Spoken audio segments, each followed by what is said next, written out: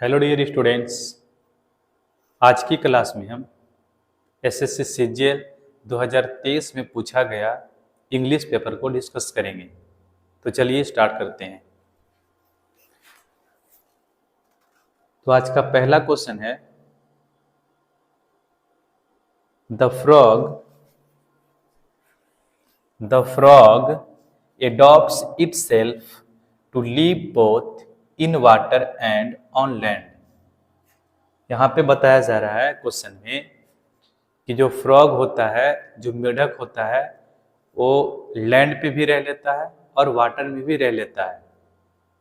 ये यहाँ पे क्वेश्चन के द्वारा बताया जा रहा है। अब यहाँ पे 4 ऑप्शन है, हमें बताना है कि इन 4 ऑप्शन में से कौन सा ऑप्शन करेक्ट होगा। बताइए इसका आंसर क्या होगा।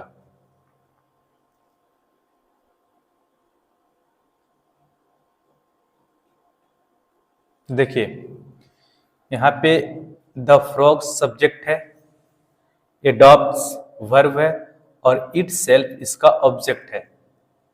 और जो यहाँ पे ये वर्ब एडॉप्ट्स दिया गया है, इसका मतलब होता है मेक वंस ऑन, किसी को अपना बनाना लीगल रूप से, किसी को अपना बनाना या फिर किसी चाइल्ड को गोद लेना,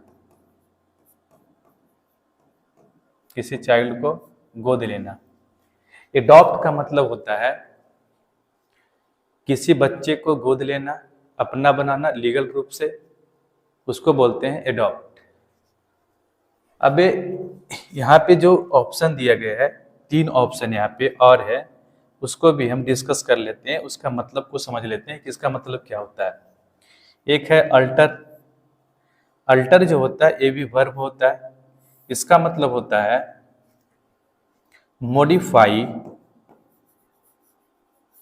मॉडिफाई द फॉर्म और स्ट्रक्चर।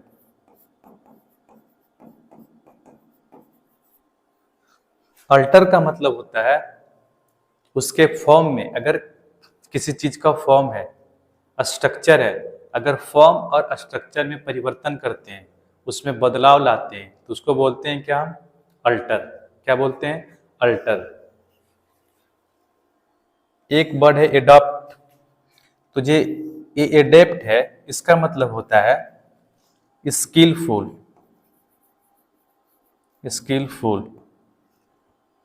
प्रोफिशिएंट,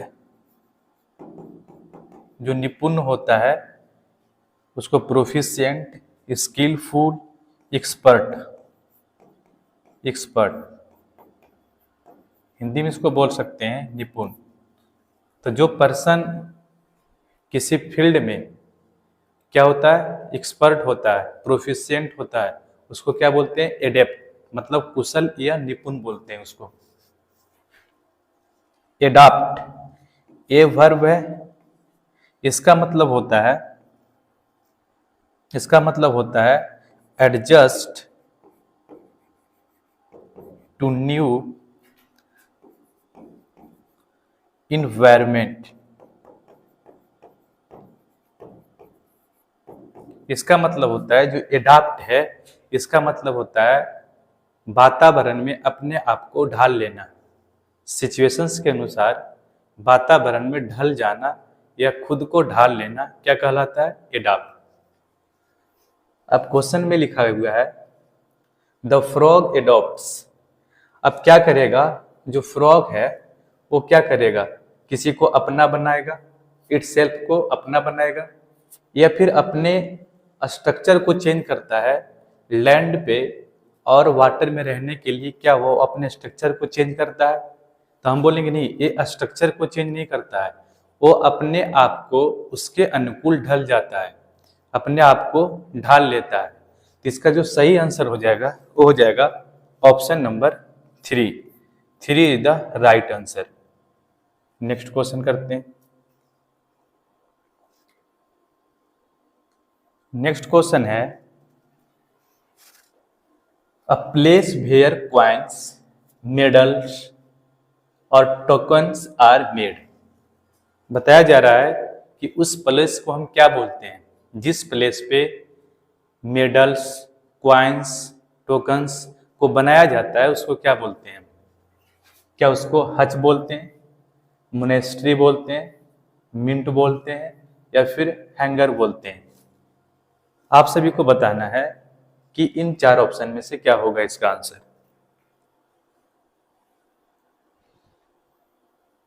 तो देखिए यहाँ पे ये जो हच है, हच का मतलब क्या होता है?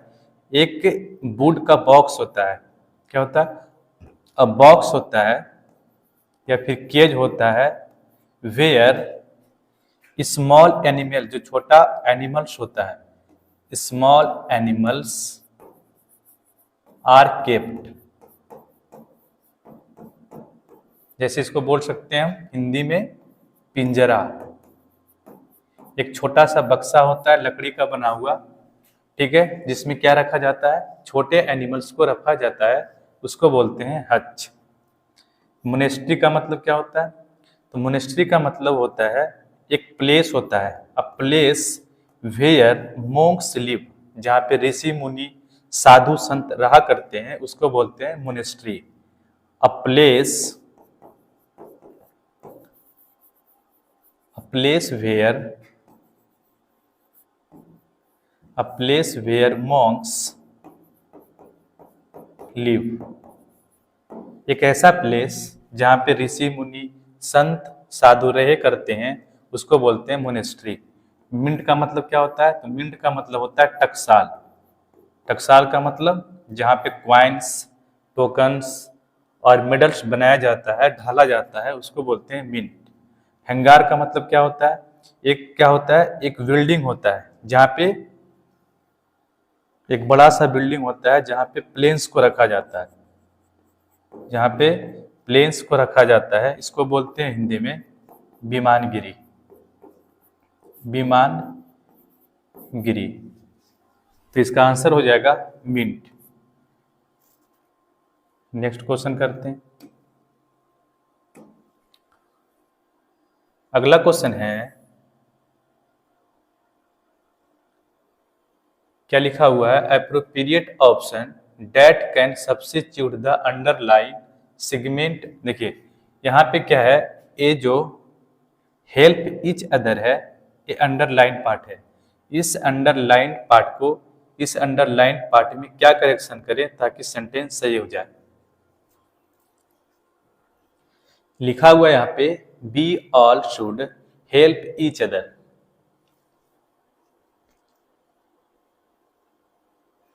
हम सभी को एक दूसरे को हेल्प करना चाहिए। तो बताइए इसका आंसर क्या होगा?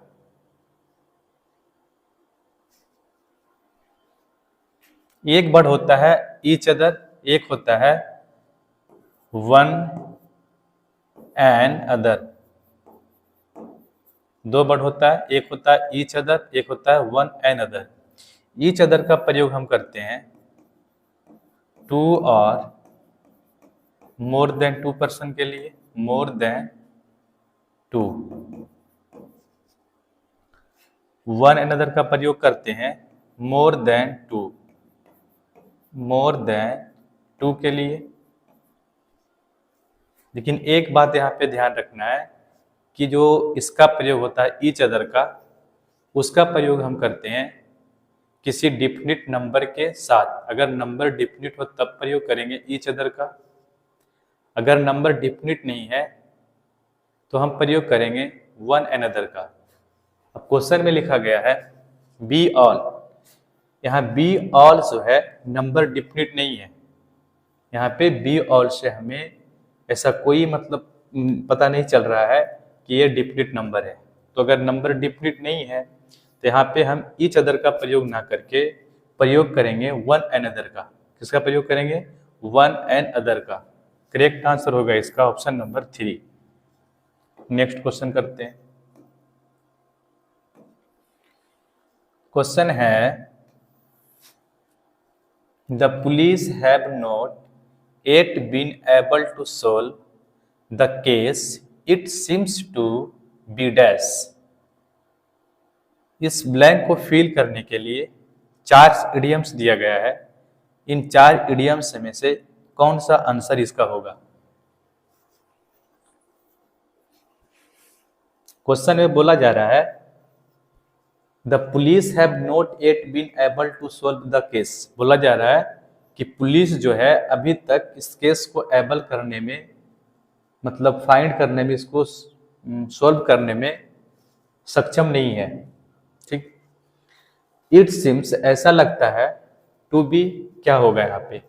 To be dash. बताना है क्या इसका आंसर होगा।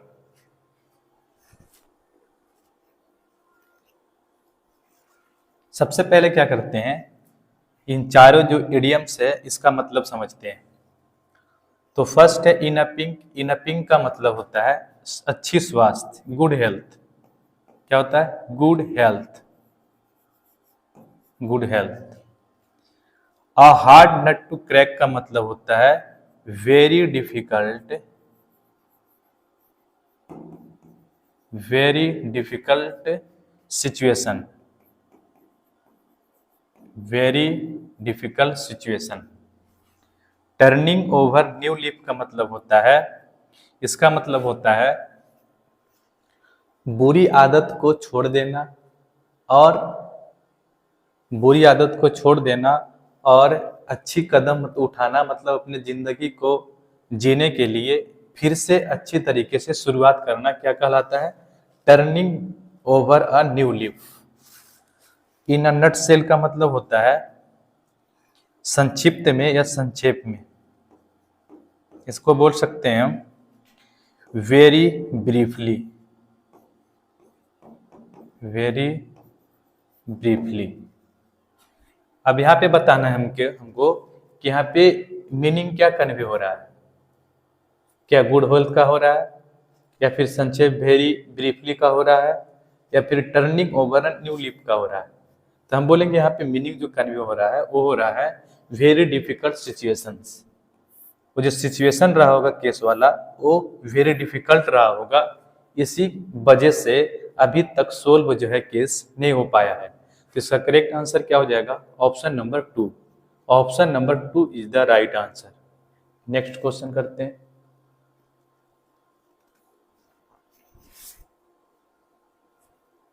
यहाँ पे सिनोनिम बताना है इंसिडियस का। इंसिडियस का सिनोनिम क्या होगा? सिक्योर है, हार्मफुल है, सेफ है, प्रोटेक्टेड है। क्या होगा इसका आंसर?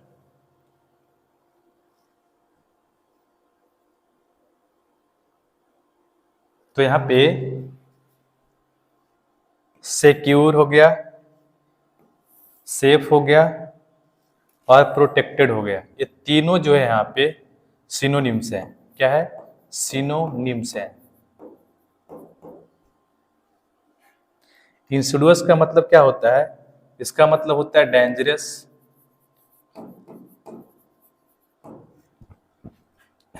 हार्मफुल। इसका आंसर क्या हो जाएगा? 2, हार्मफुल। अगला क्वेश्चन है सेंटेंस अरेंजमेंट है, इसको अरेंज करना है, सही ऑर्डर में इसको अरेंज करना है। तो बताइए इसका आंसर क्या होगा?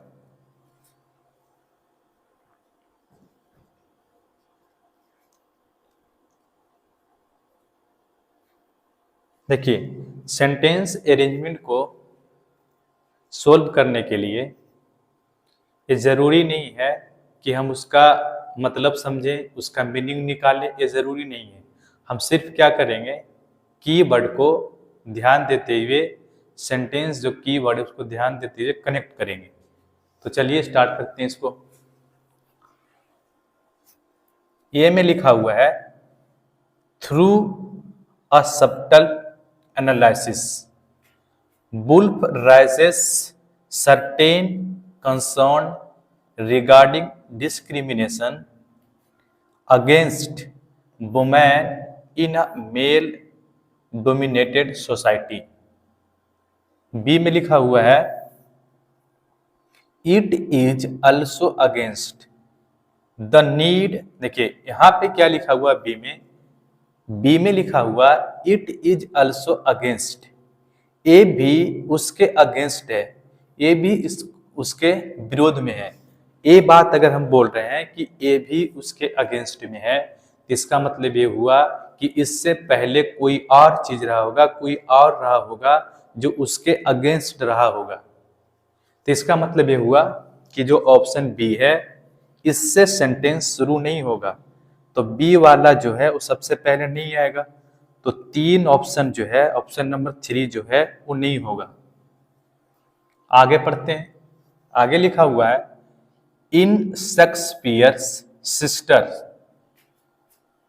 विर्गिनिया Woolf explores the flight of women. यहां देखिए क्या लिखा हुआ है, विर्गिनिया वुल्फ। ये क्या है? ये फुल नाम है। ये क्या है? इसका फुल नेम है।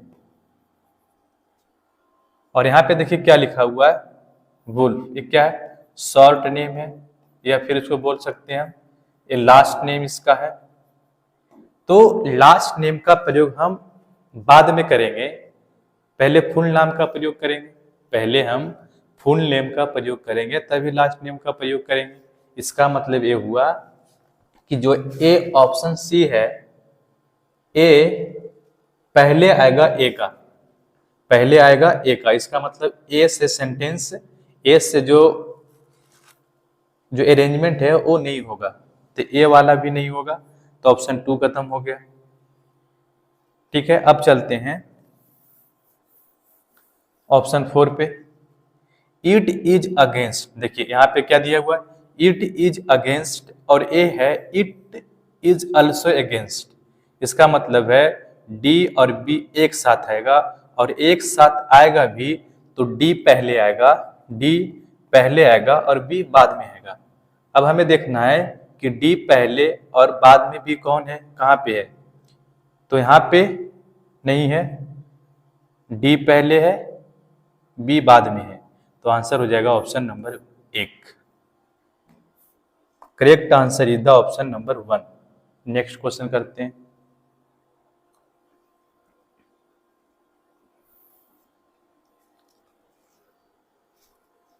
देखिए इसमें क्या करना है, ये जो स्ट्रक्चर लिखा हुआ है, क्वेश्चन जो है ये है एक्टिव फॉर्म की, एक्टिव फॉर्म में है, इसको चेंज करना है हमें पैसिव में। और हम जानते हैं क्या कि पैसिव हम जब भी बनाते हैं तो इसका टेंस और मीनिंग चेंज नहीं होता है, इसका टेंस और मीनिंग चेंज नहीं होता है।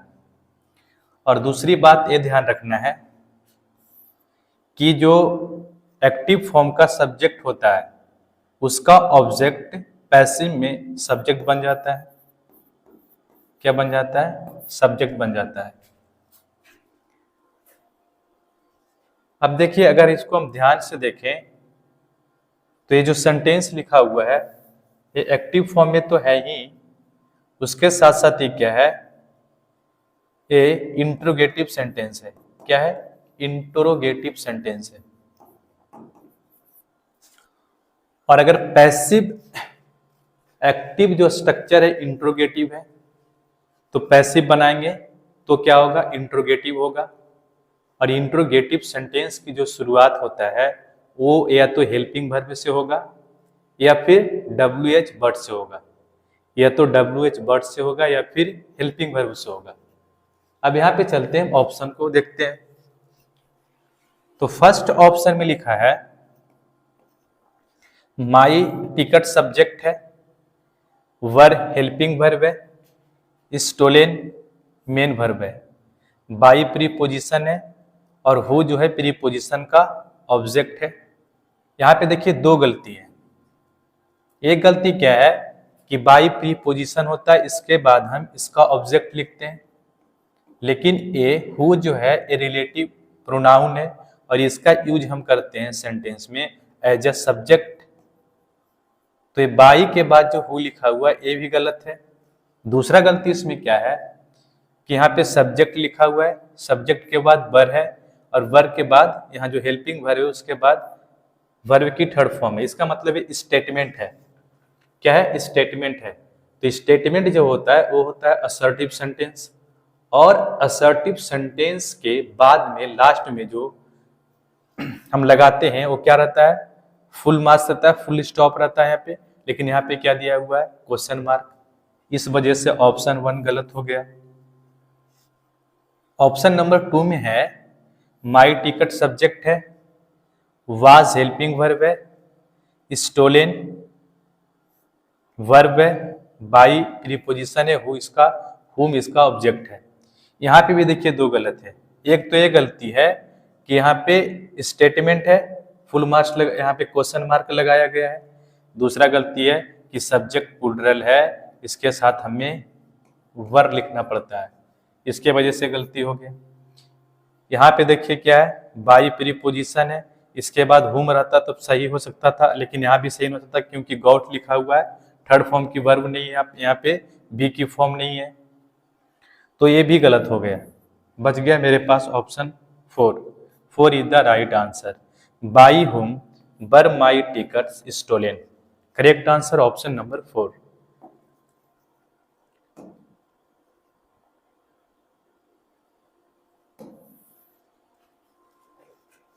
क्वेश्चन है Darshan wished he hadn't went to the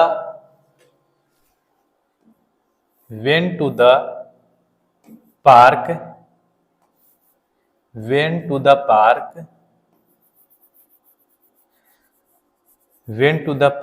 in the first place। बताइए इसका आंसर क्या होगा?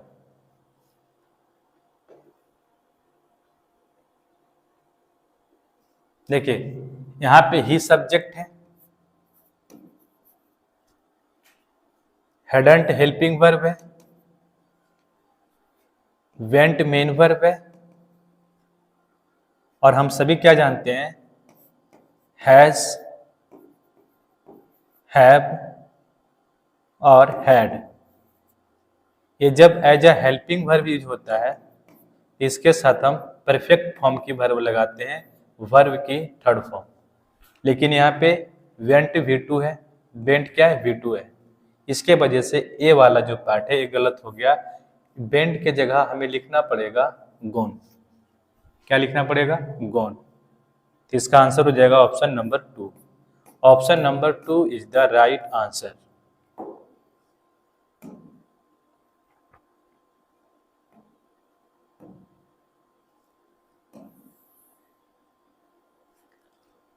इसमें क्या करना है? आइडेंटिफाई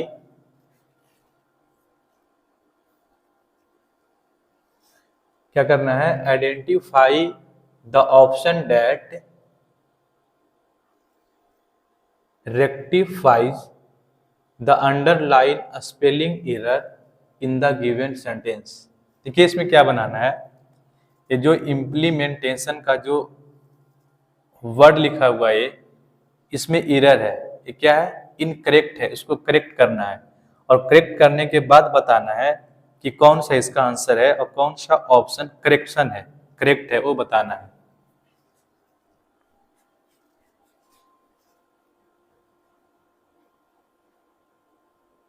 तो देखिए इसका आंसर जो होगा क्या होता है इसका?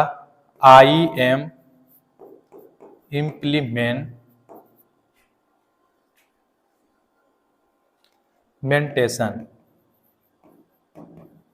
देखिए यहाँ पे क्या करेक्शन करना होता? ये जो आई है इसके जगह ई लिखना पड़ता, और ई के जगह ए लिखते हैं, तब सही हो जाएगा। इसका आंसर क्या हो जाएगा? इसका आंसर हो जाएगा option number 1। Option number 1 is the right answer.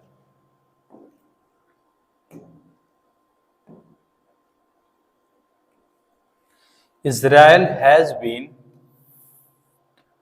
a staunch ally of the United States। बताइए इसका आंसर क्या होगा? क्या बताना है इसमें? इंटोनिम बताना है अस्टाउच का। अस्टाउच का इंटोनिम क्या होगा?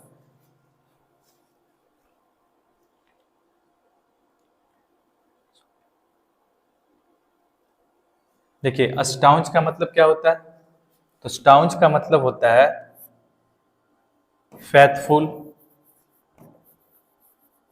जिसको हम वफादार बोलते हैं, निष्ठावान बोलते हैं। फेथफुल हो गया, ट्रस्टी हो गया, वफादार या फिर निष्ठावान। जो अपने काम को निष्ठा के साथ करता है निष्ठावान कहलाता है। निष्ठावान, वफादार। केयरलेस का मतलब वो पर्सन जो केयर नहीं करता है, किसी काम को करते समय ध्यान नहीं देता है, जैसे तैसे करने वाला। कंफ्यूज, जो कंफ्यूज होता है, भ्रमित होता है। अनस्टडी का मतलब होता है unstable, unstable, fragile, unstable, fragile, moving, etc.. इसका मतलब होता है वो पर्सन जो अनस्टेबल होता है, फ्रेजाइल होता है, मूविंग होता है, ठीक है, उसको बोलते हैं अनस्टेडी। तो यहाँ पे एक वफादार है, एक अनस्टेबल है, फ्रेजाइल है, मूविंग है। तो इसका करेक्ट आंसर होगा option number 3। Option number 3 is the right answer. Next question करते हैं। Kiran had a short dash as a writer. इस ब्लैंक में हम क्या फील करें? कैरिस, कैरर, कैरियर या फिर carrier, double R I E R वाला। बताइए क्या इसका आंसर होगा।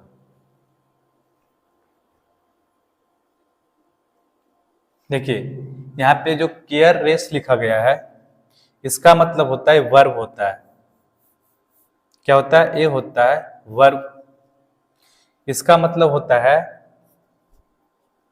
किसी को प्यार से स्पर्श करना या फिर सहलाना। प्यार से किसी को सहलाना, स्पर्श करना, प्यार से स्पर्श करना केयरस कहलाता है। केयर का मतलब क्या होता है? इसको बोल सकते हैं care taker. Care taker, care taker का मतलब क्या होता है? केयर टेकर का मतलब होता है जो देख रेख करने वाला, उसको क्या बोलते हैं? Care taker. देख रेख करने वाला, देख रेख करने वाला।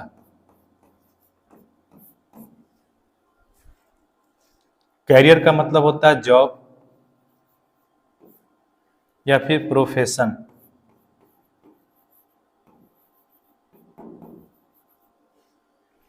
इस कैरियर का मतलब होता है, इसका मतलब होता है कि किसी गुड्स को एक जगह से दूसरे जगह ले जाने वाले को क्या बोलते हैं? कैरियर। तो इसको क्या बोल सकते हैं? कैरी करने वाला। ढोने वाला जो होता है उसको क्या बोलते हैं? कैरियर। अब यहाँ पे क्या आंसर होगा? देखिए यहाँ बताया जा रहा है कि किरण हैड अ शॉर्ट, उसका क्या शॉर्ट था एज ए राइटर के रूप में। तो उसका जो राइटर के रूप में था, उसका जो प्रोफेशन था, उसका जो जॉब था, वो शॉर्ट था।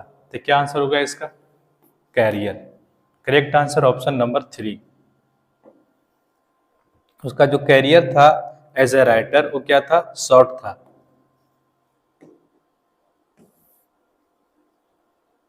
क्वेश्चन है अबाउंड का सिनोनिम बताना है। क्या होगा अबाउंड का सिनोनिम? क्या होगा सिनोनिम ऑफ अबाउंड? एडिक्वेट होगा, सक्सीड होगा, इंक्रीज होगा, फ्लोरिश होगा। क्या होगा इसका आंसर? देखिए फ्लोरिश हो गया, सक्सीड हो गया और इंक्रीज हो गया, ये तीनों क्या है? ये तीनों इसका सिनोनिम्स है। तीनों आपस में सिनोनिम है, सिनोनिम्स है। अबाउंड का मतलब क्या होता है? अबाउंड को बोल सकते हैं प्लेंटीफुल, प्लेंटीफुल, प्लेंटीफुल हो गया, copious, adequate,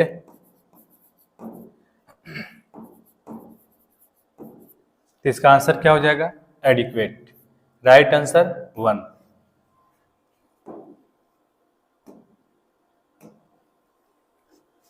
the thief was caught with a spurious Picasso painting. Antonym बताना है किसका यहाँ पे? स्फूरियस का। स्फूरियस का इंटोनिम क्या होगा? ऑथेंटिक होगा, फेक होगा, स्प्लेंडिड होगा या फिर स्टोलन होगा? बताइए इसका आंसर क्या होगा?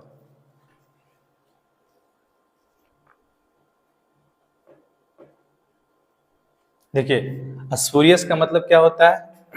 इसको बोल सकते हैं फेक, फेक बोल सकते हैं, फैक्टिटियस बोल सकते हैं। इसका मतलब, इसका मतलब क्या होता है? जाली, जो नकली हो, जाली हो, नकली हो, उसको क्या बोलते हैं? स्फूरियस। इसका अपोजिट क्या हो जाएगा? ऑथेंटिक। ऑथेंटिक का मतलब जो सही हो, जो असली हो, ठीक है, उसको बोलते हैं authentic.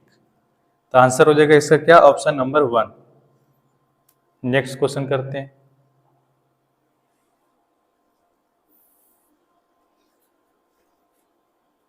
Select the incorrectly spelled word. इसमें बताना है कि कौन सा जो वर्ड है वो इनकरेक्ट है। बताइए इसका आंसर क्या होगा? देखिए यहाँ पे रिलायंस भी सही है, अपॉर्चुनिटी भी सही है, अप्रोच गलत है। अप्रोच क्या यहाँ पे गलत है? अप्रोच का सही जो स्पेलिंग होगा वो हो जाएगा,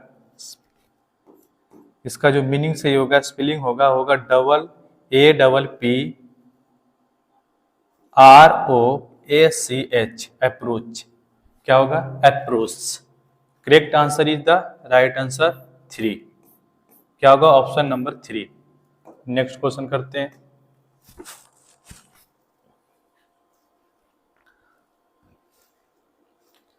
अ पर्सन हु अबैंडन्स रिलीजन्स, उस पर्सन को क्या बोलते हैं हम जो अपना रिलीजन्स को त्याग देता है, अपना धर्म को छोड़ देता है, उसको क्या बोलते हैं? क्या उसको ईगोटिस्ट बोलते हैं, प्रीस्ट बोलते हैं, एथिस्ट बोलते हैं या फिर अपोस्टेट बोलते हैं?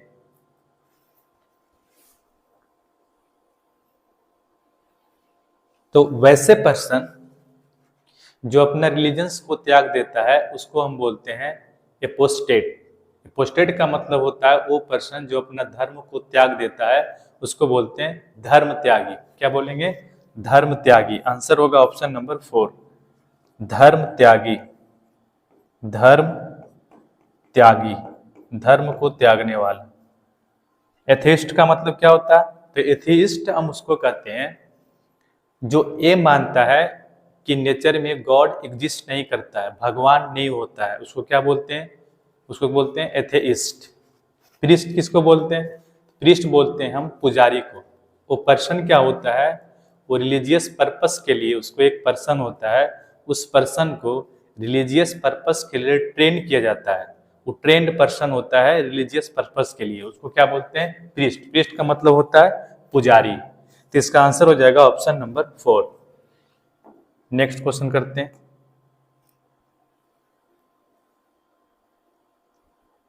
क्वेश्चन है to bell the cat.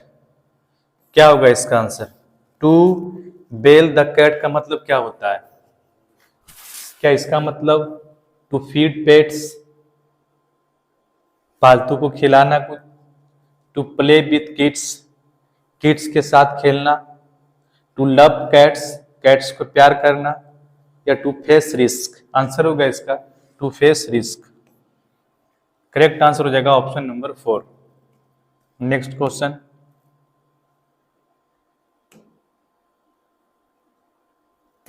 Next question जो है ये क्या है कि ये जो स्ट्रक्चर लिखा हुआ है, ये जो क्वेश्चन है ये है एक्टिव फॉर्म में, एक्टिव फॉर्म की स्ट्रक्चर है, इसे हमें चेंज करना है पैसिव में, चेंज करना है पैसिव में। अब बताइए इसका आंसर क्या होगा।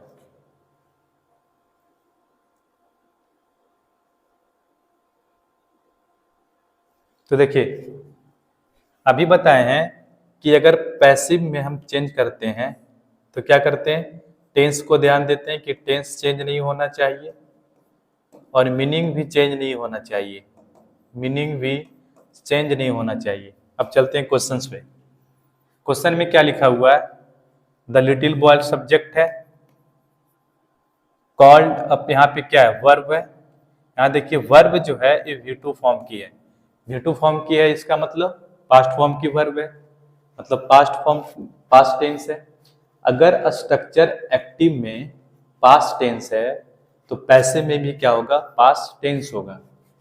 ऑप्शन नंबर 1 को देखते हैं, his best friend is called. यहाँ देखिए इज कॉल्ड लिखा हुआ, इज क्या है, रिलेटेड टू प्रेजेंट टेंस, ये नहीं होगा ऑप्शन नंबर 1। हैज बीन, ये भी नहीं होगा। His best friend was being, यहाँ पे देखिए दिखा गया वाज बीइंग कॉल्ड, ये क्या है, देखिए बीइंग हम पैसिव फॉर्म में जब लिखते हैं, बीइंग के बाद थर्ड फॉर्म पैसिव फॉर्म में हम तब लिखते हैं जब एक्टिव फॉर्म के स्ट्रक्चर में कंटिन्यूअस टेंस होता है। क्या होता है, कॉन्टिन्यूअस टेंस होता है। लेकिन यहाँ पे कॉन्टिन्यूअस टेंस नहीं है, तो अगर कॉन्टिन्यूअस टेंस नहीं है तो ऑप्शन 3 भी गलत हो जाएगा। करेक्ट आंसर हो जाएगा ऑप्शन नंबर 4। नेक्स्ट क्वेश्चन,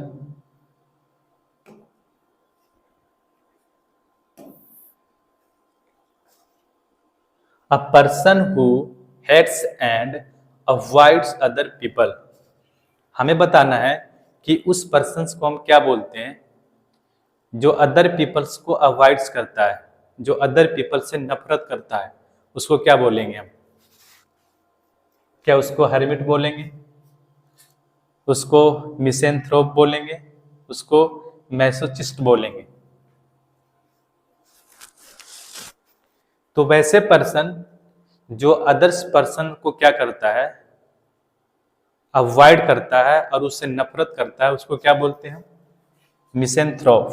क्या बोलते हैं, मिसेंथ्रोप। और वो पर्सन जो अदर पीपल से, अदर पर्सन से क्या करता है, लव करता है, उसको बोलते हैं फिलेंथ्रोप। क्या बोलेंगे, फिलेंथ्रोप। तो इसका करेक्ट आंसर क्या हो जाएगा, ऑप्शन नंबर 3।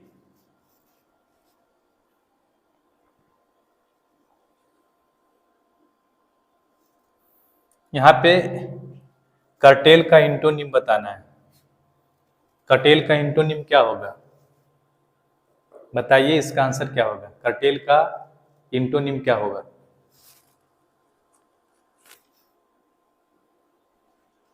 कर्टेल का मतलब होता है कट करना, रिड्यूस करना, किसी चीज में कमी करना, रिड्यूस करना, डिक्रीज करना।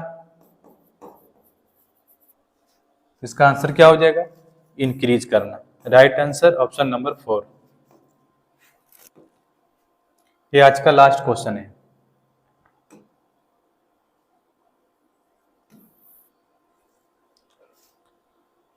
N lion is the most ferocious of the animals.